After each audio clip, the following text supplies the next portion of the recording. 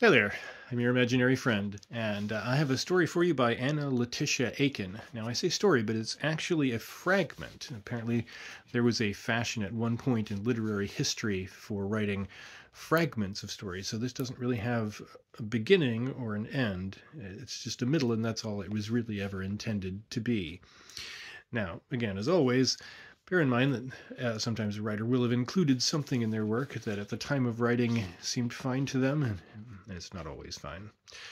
This is called Sir Bertrand, a fragment.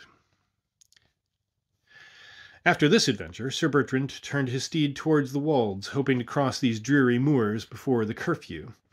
But ere he had proceeded half his journey, he was bewildered by the different tracks, and not being able as far as the eye could reach to espy any object but the brown heath surrounding him, he was at length quite uncertain which way he should direct his course. Night overtook him in this situation. It was one of those nights when the moon gives a faint glimmering of light through the thick black clouds of a lowering sky. Now and then she suddenly emerged in full splendor from her veil, and then instantly retired behind it, having just served to give the forlorn Sir Bertrand a wide extended prospect over the desolate waste. Hope and native courage awhile urged him to push forwards, but at length the increasing darkness and fatigue of body and mind overcame him.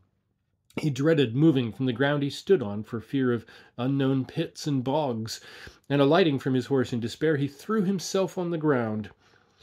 He had not long continued in that posture when the sullen toll of a distant bell struck his ear. He started up, and turning towards the sound, discerned a dim twinkling light. Instantly he seized his horse's bridle, and with cautious steps advanced towards it. After a painful march he was stopped by a moated ditch surrounding the place from whence the light proceeded, and by a momentary glimpse of moonlight he had a full view of a large antique mansion, with turrets at the corners and an ample porch in the centre. The injuries of time were strongly marked on everything about it. The roof in various places was fallen in, the battlements were half demolished, and the windows broken and dismantled. A drawbridge with a ruinous gateway at each end led to the court before the building. He entered, and instantly the light which proceeded from a window in one of the turrets glided along and vanished. At the same moment the moon sank beneath a black cloud, and the night was darker than ever. All was silent. Sir Bertrand fastened his steed under a shed, and approaching the house, traversed its whole front with light and slow footsteps. All was still as death. He looked in at the lower windows, but could not distinguish a single object through the impenetrable gloom. After a short parley with himself, he entered the porch, and, seizing a massy iron knocker at the gate, lifted it up, and, hesitating, at length struck a loud stroke. The noise resounded through the whole mansion with hollow echoes. All was still again. He repeated the strokes more boldly and louder. Another interval of silence ensued. A third time he knocked, and a third time all was still. He then fell back to some distance, that he might discern whether any light could be seen in the whole front. It again appeared in the same place, and quickly glided away as before. At the same instant a deep sullen toll sounded from the turret. Sir Bertrand's heart made a fearful stop. He was a while motionless. Then terror impelled him to make some hasty steps toward his steed, but shame stopped his flight, and urged by honor and a resistless desire of finishing the adventure, he returned to the porch, and working up his soul to a full readiness of resolution, he drew forth his sword with one hand, and with the other lifted up the latch of the gate. The heavy door, creaking upon its hinges, reluctantly yielded to his hand. He applied his shoulder to it, and forced it open. He quitted it and stepped forward. The door instantly shut with a thundering clap. Sir Bertrand's blood was chilled. He turned back to find the door, and it was long ere his trembling hands could seize it, but his utmost strength could not open it again. After several ineffectual attempts, he looked behind him and beheld, across a hall, upon a large staircase, a pale bluish flame, which cast a dismal gleam of light around. He again summoned forth his courage, and advanced towards it. It retired. He came to the foot of the stairs, and after a moment's deliberation ascended. He went slowly up, the flame retiring before him, till he came to a wide gallery. The flame proceeded along it, and he followed in silent horror, treading lightly, for the echoes of his footsteps startled him. It led him to the foot of another staircase, and then vanished. At the same instant another toll sounded from the turret.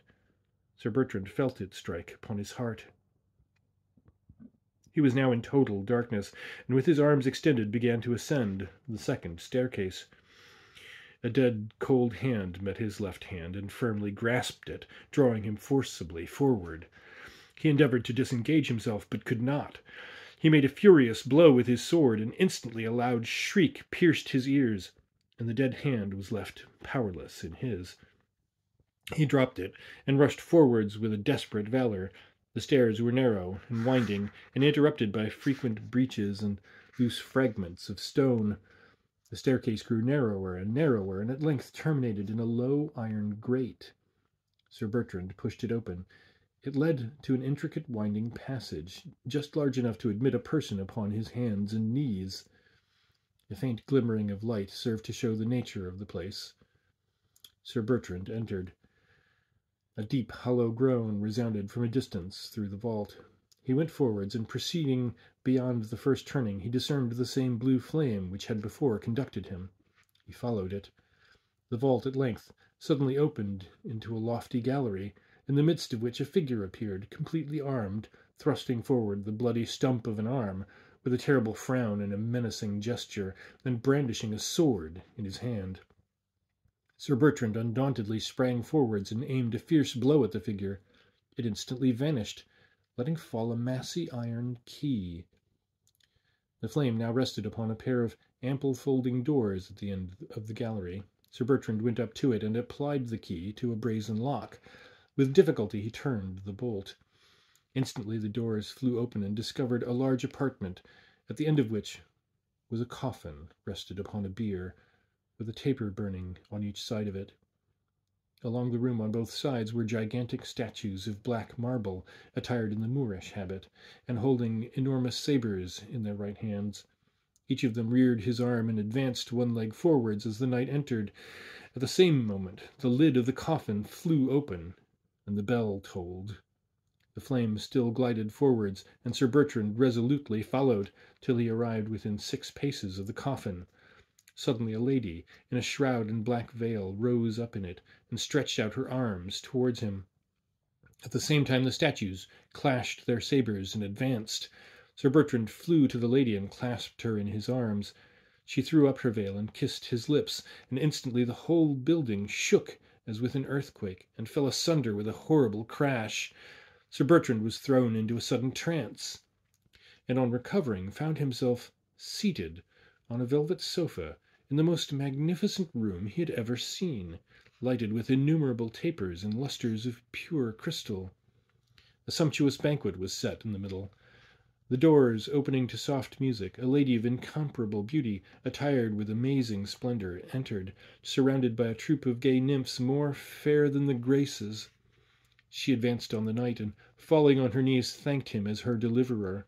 The nymphs placed a garland of laurel on his head, and the lady led him by the hand to the banquet, and sat beside him.